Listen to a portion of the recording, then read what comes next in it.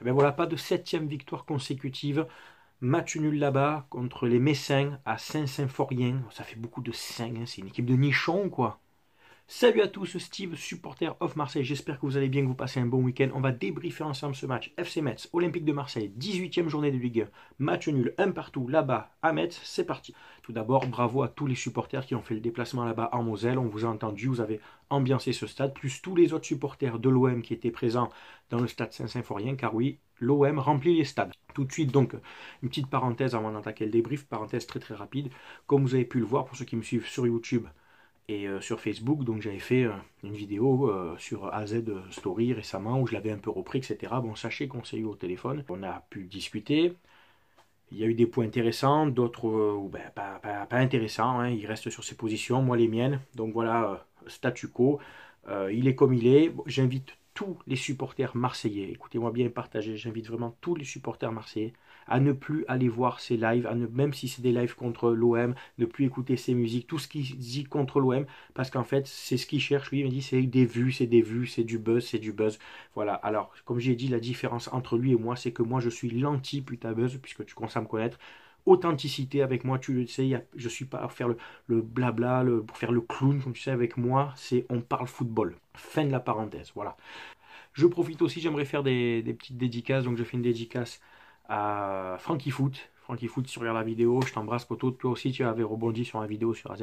Je fais une dédicace à Mehdi Bahami, hein, Mehdi mon pote, hein, je sais que tu te reconnaîtras, Mehdi le fin tacticien aussi, à Fadil, mon poteau Fadil, hein, des briefs de merde, hein, je sais de quoi tu parles.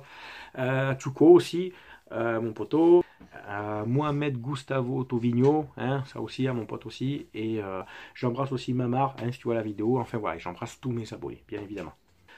Le jeu tout de suite, donc la compo c'était un 4-3-3 classique avec André Villas-Boas, avec Mandanda dans les buts, la défense centrale Camara, Alvaro, pardon, Sakai à droite, Amavi à gauche, Strootman qui retrouvait la place de numéro 6, Rongier, Sanson au milieu de terrain, Payet, Bounassar et Benedetto.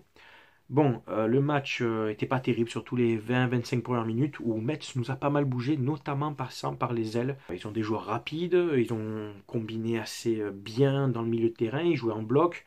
Bon, c'était une équipe intéressante qui a joué sur nos défaillances, c'est-à-dire peut-être un peu de fatigue, je sais pas, mais ils allaient plus au contact que nous, ils allaient plus à l'impact que nous et ils ont été les plus dangereux. Ils n'ont pas eu de grosses occasions, mais par rapport à nous, on n'a pas eu d'occasion tout court, quoi. Voilà, avec un Benedetto difficile à trouver devant, qui est pour moi un peu transparent depuis quelques matchs, comme je vous l'avais déjà dit. Euh, Sanson, Rongier, qui pour moi ont été encore monstrueux à la récupération. Rongier qui va gratter des ballons à 70 mètres de ses buts, il monte tout seul, il va chercher des ballons. Sanson qui a été encore le moteur et le perforateur de la défense messine. C'est lui qui a apporté le danger. Strootman qui a touché que 39 ballons dans le match pour un numéro 6. Tu te rends compte, 39 ballons dans le match pour un numéro 6, Strootman. C'est trop peu.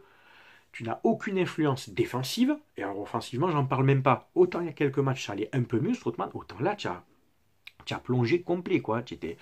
D'ailleurs, sur le but qu'on prend, je ne mets pas la faute à Jordan Amavi, malgré que ça vienne de son couloir. Jordan Amavi avait repiqué dans l'axe pour fermer, les espaces dans l'axe. Le ballon part du milieu de terrain. Strootman, qui normalement doit être là au milieu de terrain pour couper, pour annihiler ce genre d'attaque, bon, ben en fait, ça a été un Playmobil, le mec. Hein. Il a été complètement inexistant. Payet a essayé un retour, tant bien que mal, bon, c'était trop tard. Le centre du Messin est beau, c'est coupé au premier poteau. Camara, un peu court sur l'attaquant. Ouverture du score. Bon, Yohan Pelé ne peut pas faire grand-chose. Hein. En plus, c'était son premier ballon, puisqu'il remplaçait Steve Mandanda, sorti sur blessure. Blessure à la cheville, il y en a, je pense, au moins pour 10 jours. C'est un peu couillon, il se fait mal tout seul. Pourtant, il a enchaîné les super performances. Bon, j'espère un très bon rétablissement et rapide de Steve. Mais bon, Yohan Pelé a quand même fait son match, on en reviendra après. Bon, on rentre à la mi-temps avec ce score de 1-0 contre nous, mais logique. Logique au vu de notre prestation, tu vois, au vu de ce qu'on proposait.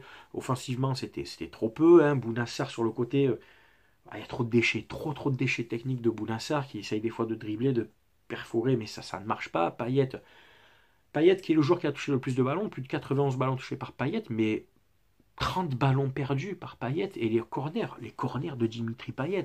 C'était quoi? T'avais un corner challenge En soirée, la veille, tu as dit à tous tes potes, les gars, je vous promets, je ne lève pas un corner. Je les mets tous au premier poteau à ça de hauteur. Oh putain, on dirait les corners de Robert Pires en 2000, quoi. Ça rendait fou. Au bout d'un moment, ne le tire plus, quoi. Tu sais, ce match-là, c'est pas possible. Moi, je suis un autre joueur, je lui tape sur l'épaule, je fais écoute, ne tire plus les corners, quoi. C'est une catastrophe, quoi. Ça, et après, le seul coup franc que tu as eu à 5 minutes de la fin, enfin, ou 2-3 minutes, bref, ah, tu le kiffes, Ada. Alors, les corners, tu les mets là, les coups francs, tu les mets là. Oh, il y a un juste milieu, Dimitri. Bon, tu as perdu beaucoup de ballons, est-ce que tu étais émoussé, je sais pas. Ou est-ce qu'il y avait peut-être, tu sais, en ce moment, il y a les rumeurs de l'équipe, l'équipe journal fouteur de merde, qui dit que l'OM ne conserverait pas Payet, etc., par rapport à son salaire, etc., etc. Est-ce que ça jouait sur le mental de Payet dans ce match-là? Parce que Payet est un joueur capricieux aussi, il faut le dire. On ne sait pas. On rattaque la deuxième mi-temps avec des changements. Bounassar sort et c'est Radonjic qui rentre. Moi, personnellement, au vu du match, j'aurais sorti Sakai, je pense qu'on est tous d'accord. Pourtant, tout le monde aime ce joueur, tu sais que j'aime ce joueur, regarde, voilà, mon fils adore ce joueur. Là, Sakai, tu n'y étais pas, quoi. Comme depuis quelques matchs, tu es un peu émoussé, peut-être l'enchaînement, je sais pas, je veux pas te jeter la pierre. Quand t'es bon, on le dit, quand t'es pas bon, faut le dire, il n'y a pas de mal. Donc Radonjic qui rentre, j'aurais mis moi Bounassar en arrière droit, qui était plus vif, plus frais peut-être que Sakai. Mais bon, donc on rattaque cette deuxième mi-temps comme ça. Metz a un penalty, d'ailleurs. Metz a un penalty, je vais te mettre les images. Franchement, je te mets les images, mais c'est scandaleux, regarde.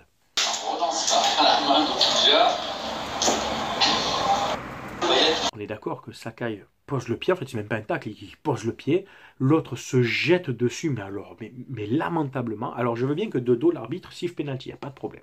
Mais maintenant on a ce fabuleux outil qu'on appelle la VAR, donc il va consulter, et normalement s'il voit la même image que je viens de te mettre, il ne siffle pas du tout penalty. Sauf que les mecs dans le bus de la VAR, ils l'ont mis que de l'angle qui est en notre défaveur. Ils n'ont pas mis, on le voyait bien qu'ils ne mettaient pas les images, l'angle de face pour montrer que Sakai ne touche absolument pas le joueur. Donc c'est scandaleux. Là, c'est scandaleux. J'en veux même pas à l'arbitre central. Parce que lui, si tu lui mets pas les bonnes images, il ne peut pas prendre la bonne décision. Mais on est tous d'accord pour dire que ce penalty, tu peux pas le siffler, ça. C'est interdit, ça. C'est quoi encore? C'est des pressions au la sienne ou quoi? C'est quoi le problème encore? Donc, penalty. Et la justice est rendue. Yoann Pelé, bravo à toi, mon pote. Tu l'as sorti main ferme. Yoann Pelé, c'est un penalty arrêté sur un cette saison. Ouais, je sais, c'est une stat de merde, mais je m'en fous. Elle passe quand même, tu vois. Heureusement, donc il nous sauve le match, parce que je pense qu'à 2-0 après, c'est plié. Et puis, bon, on pousse, on essaye de combiner, on propose, enfin, on essaye de construire du jeu, mais il y a beaucoup de déchets techniques devant. Ensuite, Villas-Boas décide de faire entrer Valère Germain à la place du cyborg C. Strootman. Hein. Bon, c'était très bénéfique. On peut dire que les remplaçants sur ce match-là ont été décisifs, que ce soit Pelé dans les buts, Germain qui rentre quelques minutes plus tard, une passe D. Pour qui? Pour Radonjic, quatrième but de Radonjic, après Bordeaux, après Toulouse, après Brest. Qu'est-ce que je suis content pour ce garçon qui a essuyé les foudres de tout le monde l'année dernière, que moi j'étais là à dire il faut laisser du temps, il faut lui laisser sa chance, c'est un bon joueur, je pense que c'est un bon mec, il a du ballon, et on le voit encore, il est décisif. Entre ce point-là et le but qu'il met contre Brest, il nous rapporte 3 points, le mec. Il te rapporte 3 points. Et oui, c'est important. Donc on égalise.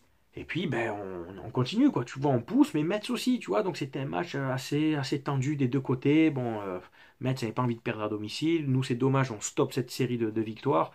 Je ne veux pas me plaindre, parce que franchement, on est toujours second. Qui l'aurait pensé en début de saison? Mais putain, tu bats Bordeaux, tu bats Lille, tu bats Lyon. Putain, tu vas faire match nul là-bas, chez les Nichons, là, les Messins. Là. Bon, enfin bref. Rien à dire de plus sur ce match. Bon, à vous maintenant la parole, vous le savez. Avec moi, on respecte les avis de chacun. On est là pour débattre tactique, pour échanger ballon, etc. Vous pouvez bien entendu inviter tous vos amis sur Facebook ou sur ma chaîne YouTube, sur Twitter également, ou sur Instagram, où je suis un peu moins actif. Hein. Voilà, c'est tout pour cette vidéo. Je vous souhaite à tous de passer une bonne fin de dimanche. C'était Steve, supporter of Marseille. Ici, on a parlé football. À très bientôt. Ciao, ciao tout le monde.